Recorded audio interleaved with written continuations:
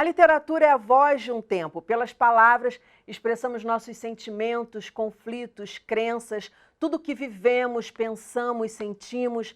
Dessa forma, como andam as narrativas sobre a pandemia? Quais tipos de personagens, histórias têm sido criados? Qual o gênero literário predominante? Como estamos contando esta história que vivemos? Para essas e outras perguntas, um pouquinho de educação.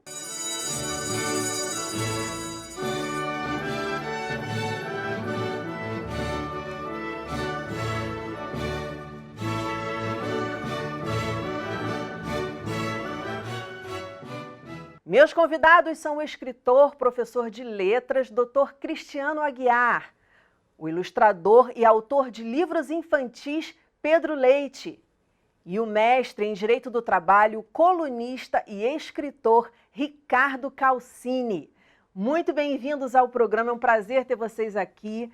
Cristiano e Ricardo falando de São Paulo e Pedro falando de Porto Alegre, um prazer recebê-los aqui no Educação.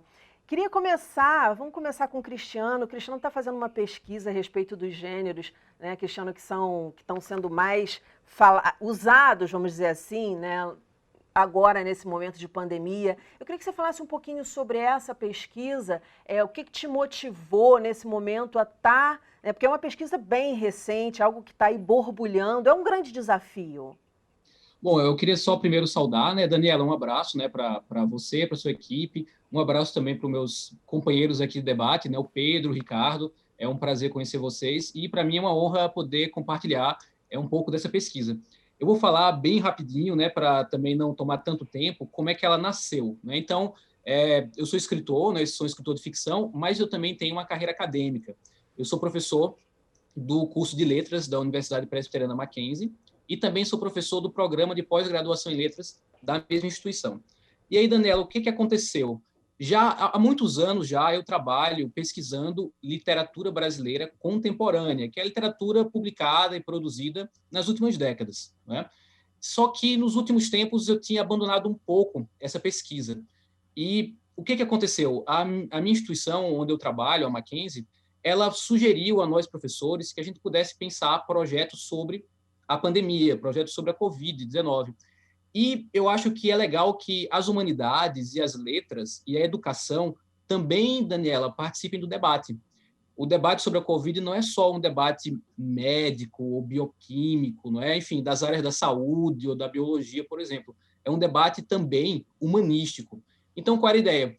Como eu estava já querendo voltar a pesquisar a literatura brasileira contemporânea, eu pensei, caramba, vamos unir as duas pontas, né? E o que eu fiz, então? Eu comecei a mapear, Daniela, a produção literária sobre a pandemia, mais ou menos de meados de março até o final de julho e começo de agosto. Então, está super recente. E o que eu fiz? Eu comecei a pesquisar, eu comecei a ler esses trabalhos, né? A gente pode falar um pouco depois quais são eles, né? E, em seguida, quando eu senti que já tinha algumas hipóteses, de alguma maneira, já amadurecidas, eu publiquei em setembro, no mês de setembro, um ensaio sobre as minhas primeiras conclusões. Então, na verdade, a minha pesquisa está muito ainda nos primeiros passos, mas também é uma pesquisa no calor da hora, né? Então, e uma coisa que eu acho super interessante é que, quando eu comecei a pesquisar, parece que eu ia encontrar pouco material, porque, afinal de contas, a pandemia, digamos, mal começou, né? A história da pandemia mal começou. Infelizmente, eu acho que ainda a gente vai conviver bastante, né, com essa realidade. Mas, para minha surpresa, a produção dos escritores e das escritoras brasileiras é intensa. E a gente já tem dezenas de contos, crônicas, novelas e até romances pensando a experiência da Covid-19. Cristiano, então, eu li o seu ensaio, li o seu artigo, gostei muito. Engraçado que também me surpreendeu, porque eu sigo algumas pessoas na internet, porque eu escrevo, e eu escrevi alguns microcontos sobre a Covid, sobre esse momento, e falava assim, gente, mas não tem ninguém escrevendo. E quando eu li o seu ensaio, eu falei assim, caramba, que surpresa boa, que coisa bacana. Eu se senti também menos solitária nessa situação. Legal. E aí, eu vi que você fez um paralelo da literatura com a medicina, especialmente nessa questão e em demais questões que já vivemos historicamente. E aí eu vou puxar o Ricardo para o nosso papo, porque Ricardo trabalha, é um advogado, mestre, né, nessa área, e está escrevendo sobre a Covid, sobre direito trabalhista. Como é que está sendo isso? Como é que começou isso, Ricardo? Bom, antes de mais nada, queria agradecer o convite, cumprimentar os meus colegas aqui que estão debatendo o assunto.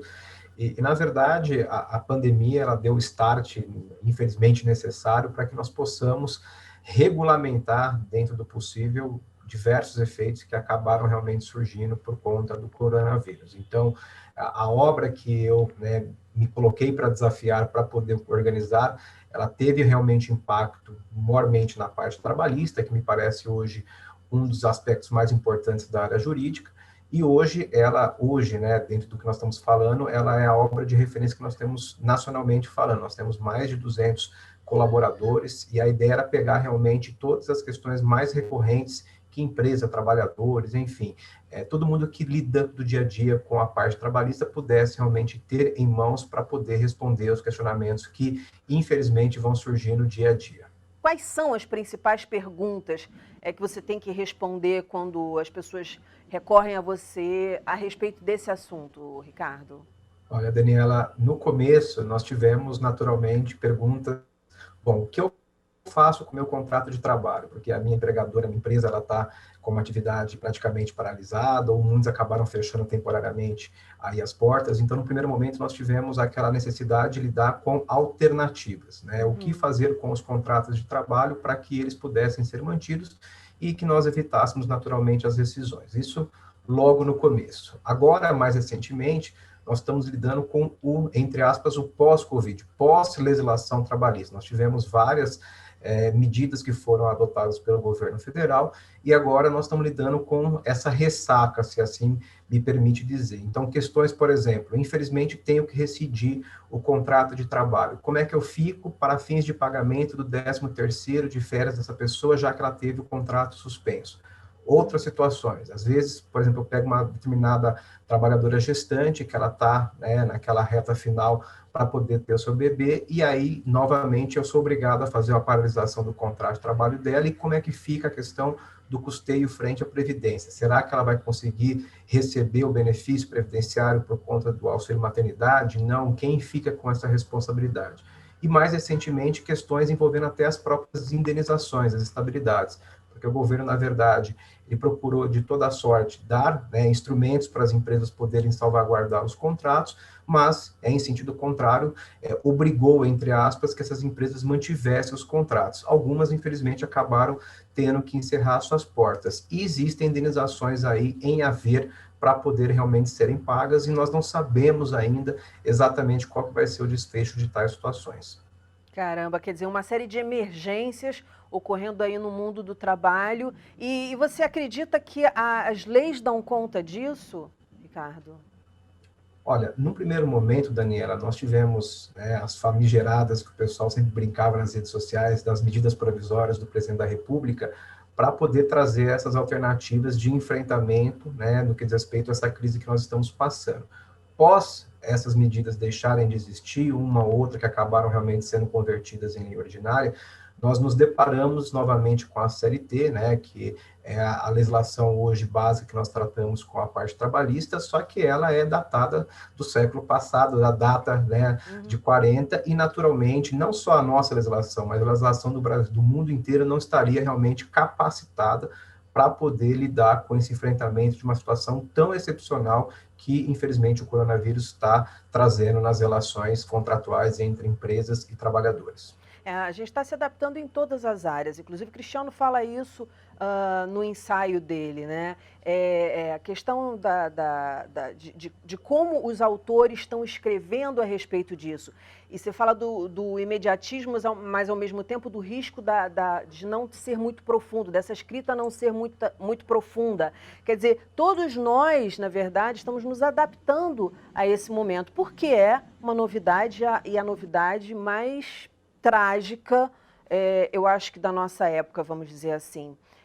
Inclusive, você fala... dúvidas, sim, Daniela, se você me permite só comentar o que o Ricardo pontuou, é muito interessante, Daniela, Ricardo, Pedro, que as relações de trabalho, nesses contos, crônicas e novelas, são um tema fundamental, tá? Olha. Então, a gente percebe que a gente vê qual é o impacto, né, da pandemia, das consequências da pandemia nos personagens que são narrados e quais são as dimensões sociais, mas também existenciais dessa fragmentação de relações de trabalho, de mudanças de regime, de demissões ocorrendo subitamente, ou também de personagens que viviam um status quo bem antes da pandemia, de um dia para o outro, precisam se reinventar e se readaptar. É muito interessante porque, como são muitos escritores escrevendo, né, eles têm abordagens muito diferentes. Então, você pode, por exemplo, ler esses contos, sei lá, usando como tema o impacto do trabalho, da economia, do topo da pirâmide, do mega empresário, que é personagem de um conto, até personagens que, inclusive, estão extremamente à margem da sociedade, como personagens em situação de rua, por exemplo. Uhum. Você colocou isso do isolamento e do movimento. E falando em isolamento, eu vou agora para o Pedro, porque o Pedro começou a escrever para crianças sobre a Covid, falando dos cuidados que devem ser tomados. Como é que esse assunto na literatura te capturou, Pedro? E para falar de crianças em isolamento social, a gente já gravou aqui no Educação, falando que as crianças mudaram o comportamento, estão mais ansiosas. Como é que isso tem sido tratado aí no seu trabalho? Olá, pessoal, tudo bom? Eu fico agradecido aqui pelo convite, né? A pandemia nos trouxe várias coisas ruins, né? Mas a gente tem que ter uma noção e ser grato por algumas possibilidades, e uma dessas possibilidades é poder conversar pela internet aqui. Uhum. Então, estou muito feliz de estar participando do programa, sendo que uma pessoa é de cada estado diferente, né? Então, é fantástico essa troca de experiências. Eu sou escritor infantil, eu tenho lançado livros infantis, né, focado aqui para a cultura, para a história do Rio Grande do Sul, que é o estado onde eu moro, e eu já trabalhava antes com quadrinhos na internet, né, quadrinhos para as redes sociais. Todos os meus leitores que compram meus livros, eles primeiro consomem o produto na internet, né, nas redes sociais. E no momento que eu estou escrevendo livros para crianças, entrando em contato com escolas e conversando muito com as professoras, eu percebo, e eu percebi no início da pandemia, como as crianças são uma das mais prejudicadas por causa da pandemia, porque elas têm que aprender tudo em casa, né? E não é todo mundo que tem um apartamento grande, não é todo mundo que tem uma sala destinada só para a criança aprender, não é todo mundo que tem computador bom, né? Não é todo mundo que tem internet boa, e as professoras também estão sofrendo muito, né? Então, eu comecei no início, mais ou menos no início da pandemia, lá por maio, a escrever um livro. Na verdade, eu lancei o livro focado para as crianças, que é um livro ilustrado, se chama Somos Heróis, Ai, que né, barato, os cuidados para o barato. coronavírus. Embora. Adorei a livro ilustração. Ilustrado totalmente para as crianças. Exatamente, é texto e ilustração minhas, né? E o objetivo desse livro é um livro gratuito, um livro digital, né, gratuito, e o meu objetivo era bem específico, deixar as crianças um pouco mais tranquilas. A gente está num momento delicado, e uma das coisas que eu percebo é que as crianças, além de estressadas, elas estão preocupadas, porque é uma coisa muito nova para todo mundo. Uhum. E muitos pais talvez não estejam sabendo explicar muito bem isso para os filhos.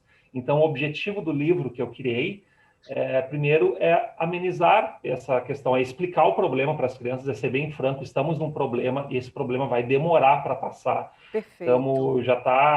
Daqui a pouquinho já estamos no final do ano e ainda estamos com isso, né? Então, é explicar para as crianças, mas deixar elas tranquilas. Que todo mundo se ajudando, todo mundo se unindo para combater o coronavírus, o Covid, isso vai passar, a gente só tem que ter paciência. Então, é interessante os autores baterem esse papo, são diferentes áreas, diferentes ideias, e a minha ideia, essa produção que eu fiz, era justamente algo bem específico, ajudar as crianças que estão em casa. Por isso que eu fiz questão de ser um livro gratuito, né, digital gratuito, e todo mundo pode ler na sua casa. Perfeito, Pedro, parabéns. Já vi aí pelas ilustrações que é um trabalho feito com muito critério, muito bacana. Qual o retorno que você tem tido desse trabalho e quando é que foi lançado o livro? Esse livro digital ele foi lançado em abril, né? Eu acho que foi talvez 2 ou 3 meses depois do início da pandemia mais forte aqui no Brasil, né? E o retorno foi muito legal, porque não é um retorno de dinheiro, né?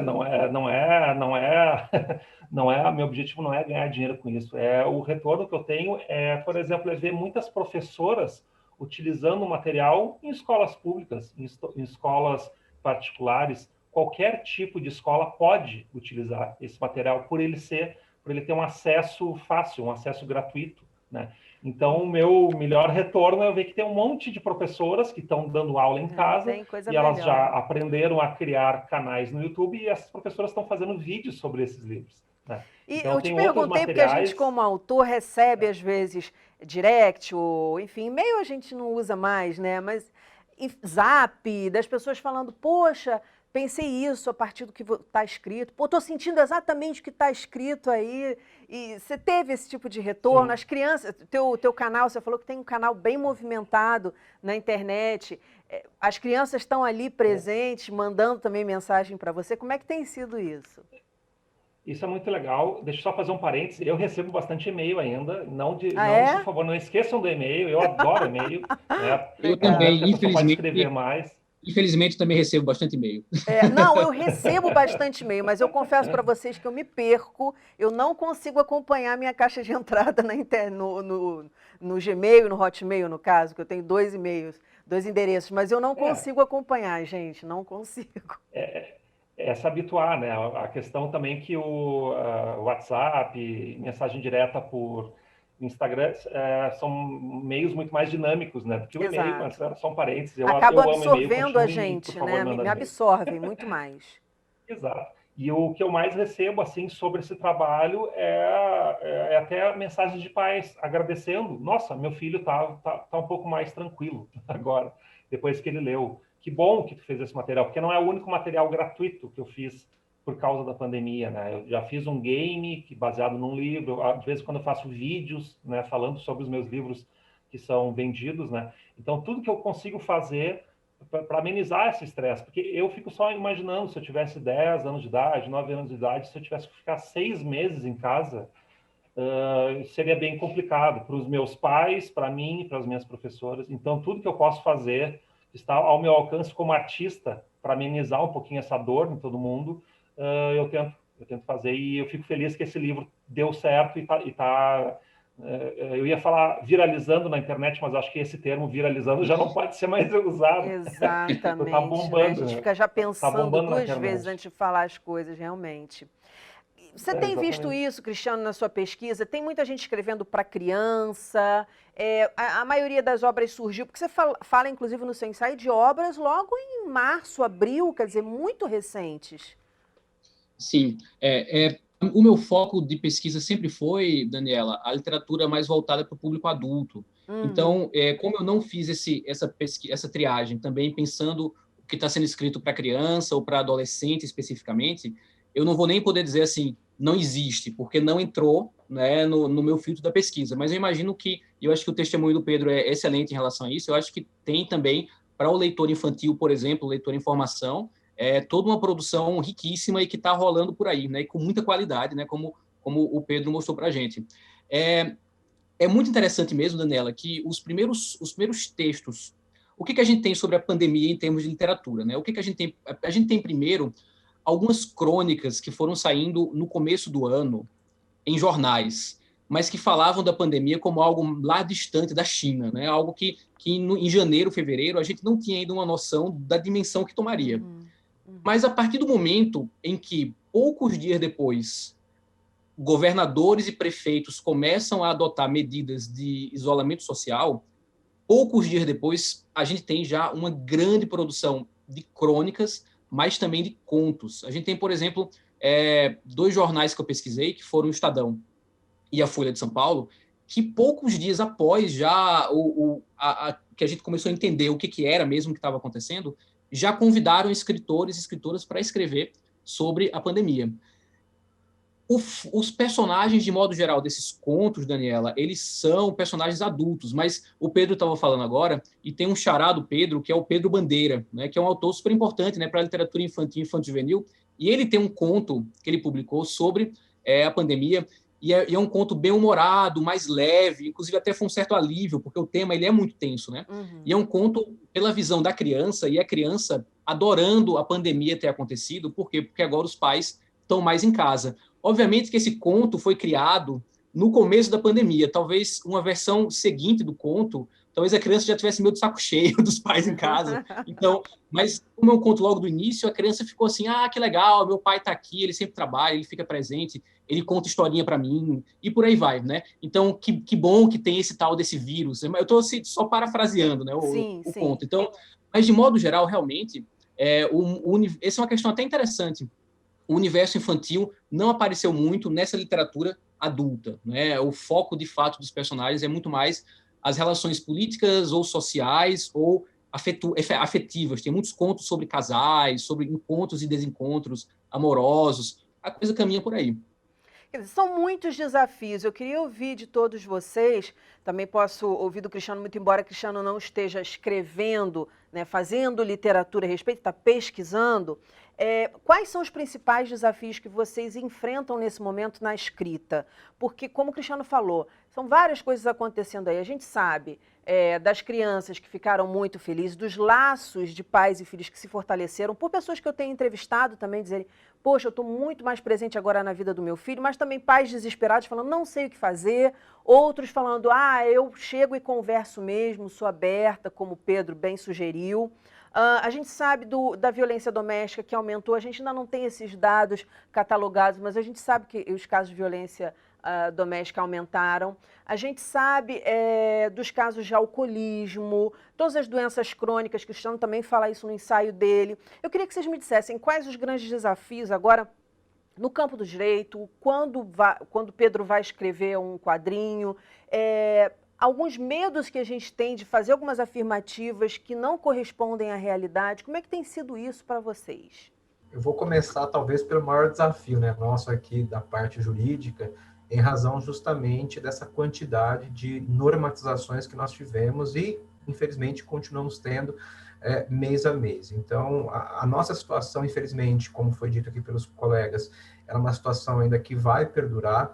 Naturalmente, outras normatizações vão ter que ser agregadas para que a gente possa manter o mínimo, né, dessas relações trabalhistas, porque acabam não impactando, como bem colocado pelo Cristiano, nas questões sociais, né? A dignidade da pessoa humana, ela vem justamente fruto do trabalho que ela tem. Se ela não tem esse trabalho, né, ela acaba perdendo, de uma certa forma, essa dignidade.